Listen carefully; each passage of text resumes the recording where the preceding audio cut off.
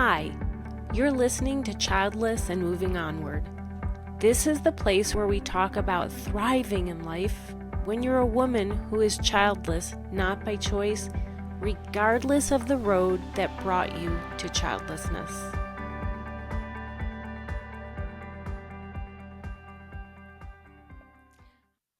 Hi, and welcome to episode 80 of Childless and Moving Onward.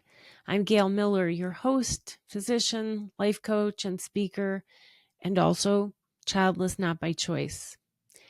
That is part of who I am, but it's not the whole picture, and it's also not the sum of my identity. So I share it intentionally, not as the headline, because, like all of you, I am more than this loss that I carry. Today, I'm going to sit with a challenging reality that so many who are childless, not by choice, are going to be all too familiar with.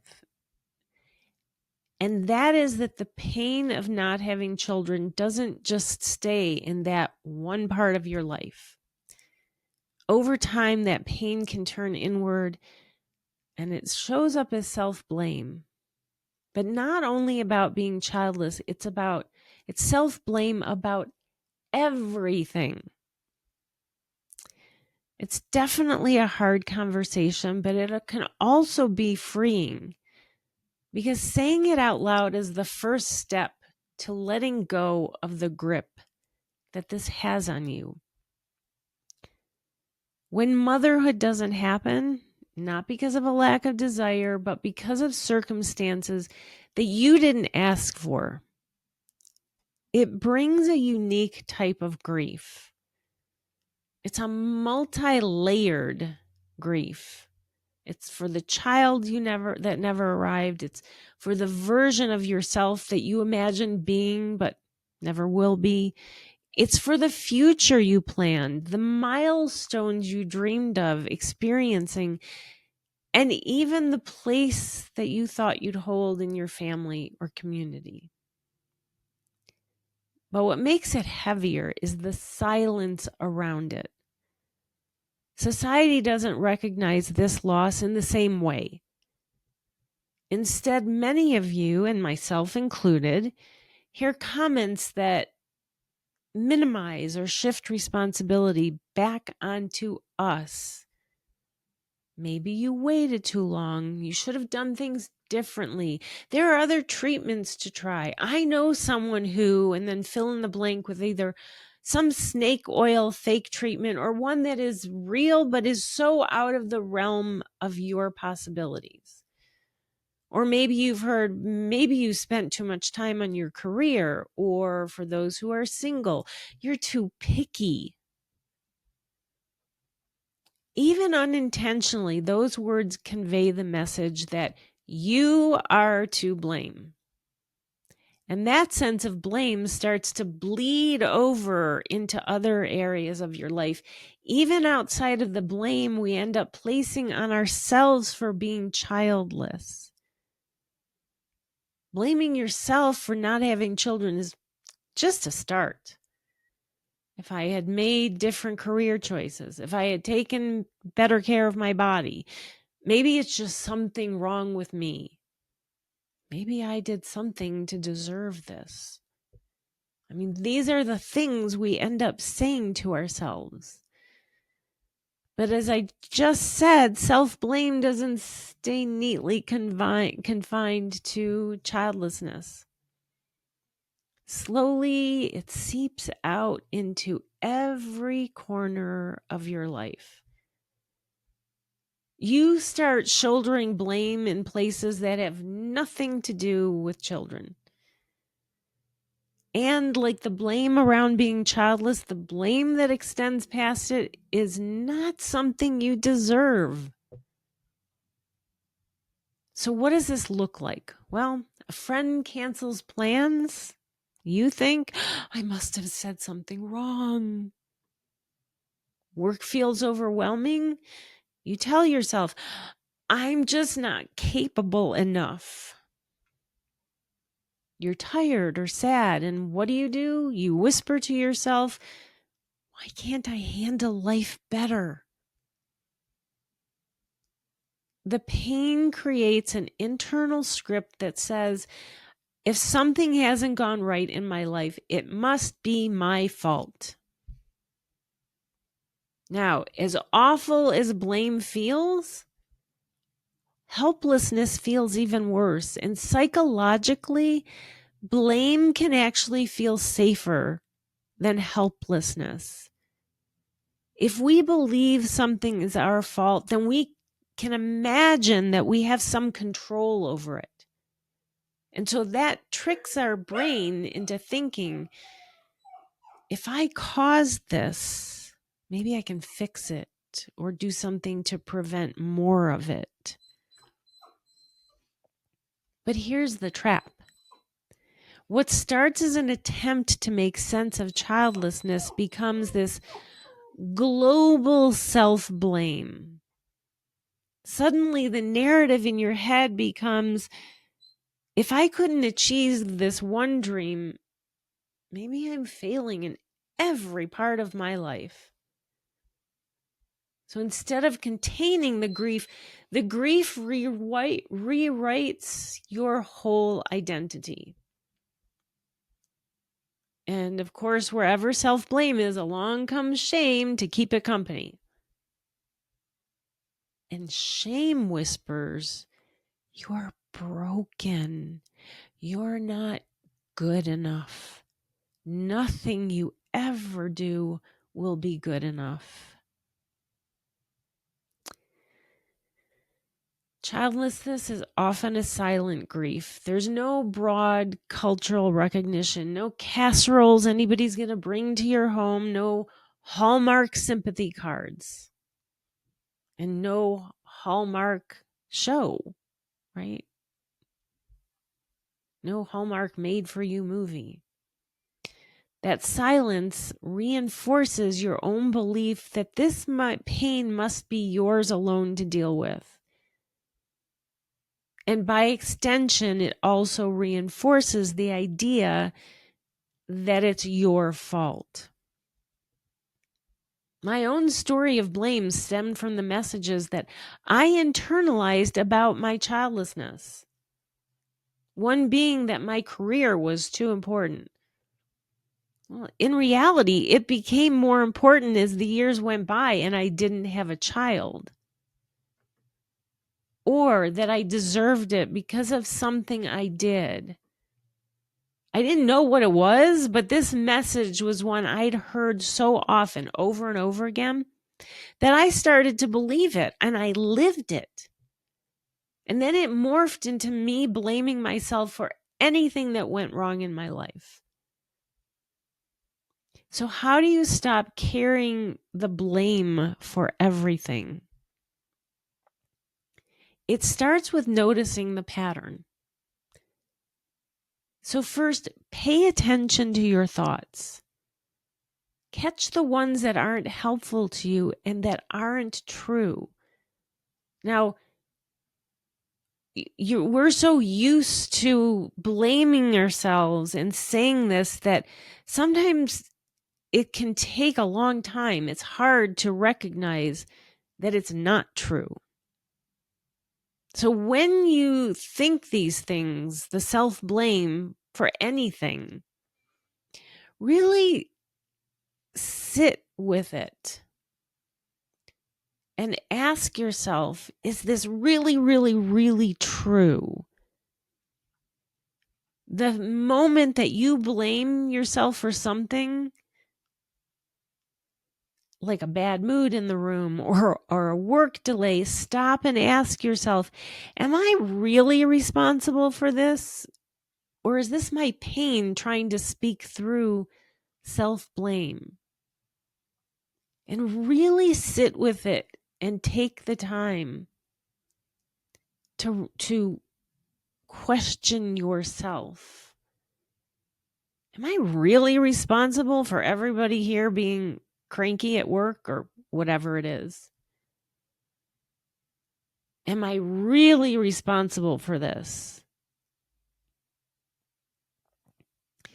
The second thing is to remind yourself that not having children is a painful reality, but it's not a definition of who you are.